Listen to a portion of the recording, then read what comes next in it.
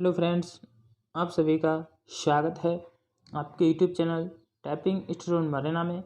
आज की डिक्टेशन है 80 WPM। डिक्टेशन स्टार्ट होगी 5 सेकंड बाद। स्टार्ट। आइए आज हम अपने विचारों को उस दिन तक ले जाएं जब हमने गणराज्य की घोषणा की थी।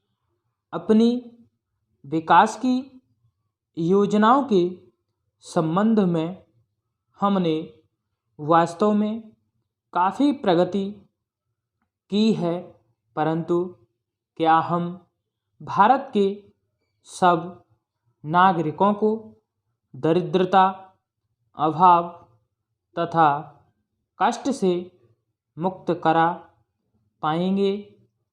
प्रकृति की शक्तियों को अपने अधीन करने और जनता के कल्याण के लिए उन्हें नियंत्रण में लाने की दिशा में भी हम आगे बढ़े हैं, किंतु हम यह नहीं भूल सकते कि कुछ महीने ही हुए हमें भारत के उत्तर पूर्वी प्रदेशों में भयानक बाढ़ का सामना करना पड़ा था, जिसके कारण यातायात के साधन छिन्न भिन्न हो गए और वहाँ की जनता को हानि उठानी पड़ी।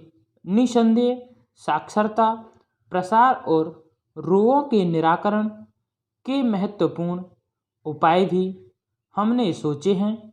यद्यपि अभी भी देश के बहुत से भागों में निरक्षरता और बीमारी पर्याप्त मात्रा में दिखाई देती है।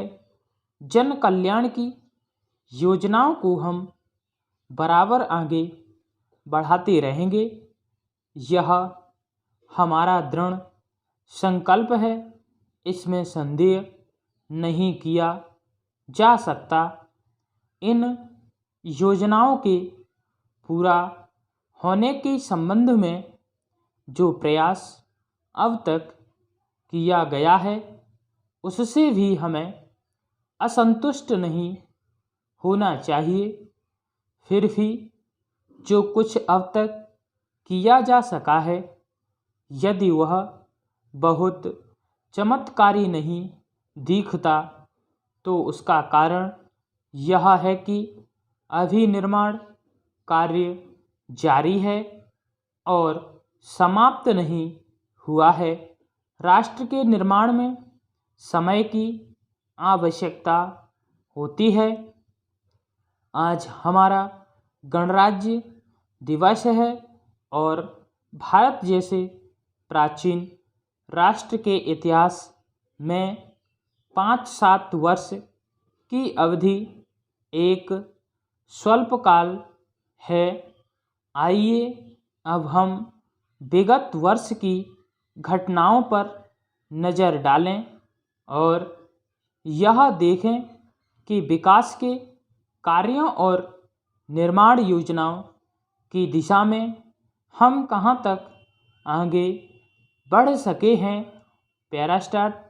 यदि मुझसे यह कहा जाए कि बीते वर्ष की घटनाओं का वर्णन मैं एक वाक्य में करूं, तो मैं कहना चाहूँगा कि संविधान में दिए गए निर्देशों के अनुसार हमने समस्त राष्ट्र के साधनों को ऐसे ढंग से जुटाना आरंभ कर दिया है जिससे यह स्पष्ट हो जाता है कि भारत में कल्याणकारी राज्य की स्थापना का श्री गणेश हो चुका है।